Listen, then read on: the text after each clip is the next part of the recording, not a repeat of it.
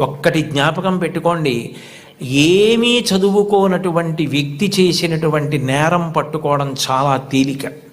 ఆరితేరిన గజ దొంగ కూడా కంటి చూపు తగ్గితే దొరికిపోతాడు. ఎప్పుడో అప్పుడు దొంగతనాలు చేసే వ్యక్తి దొరుకుతాడు. చాలా బాగా చదువుకుని, గొప్ప ఇంజనీరింగ్ చదువుకుని, ఎంతో విద్య వచ్చిన తరువాత తనకొచ్చినటువంటి గొప్ప విద్యని ఆసరాగా చేసుకొని ఇతరులను మోసం చేసి కోట్లు సంపాదించడానికి అలవాటు పడ్డాడనుకోండి, అతను ప్రపంచంలో ఎక్కడెక్కడో దాగి ఏవేవో చేస్తున్నా అతన్ని పట్టుకోవడానికి పోలీస్ వ్యవస్థ అంతా కష్టపడవలసి వస్తుంది. చదువుకున్నవాడి చదువు దేనికి పనికి రావాలి అంటే సమాజాన్ని ఉద్ధరించడానికి పనికి రావాలి.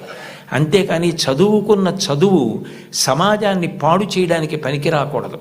మీరు ఒక కలెక్టర్ అయితే మీరు కలెక్టర్గా గుర్తుండిపోయేటట్టుగా జిల్లాని పరిపాలించగలగాలి.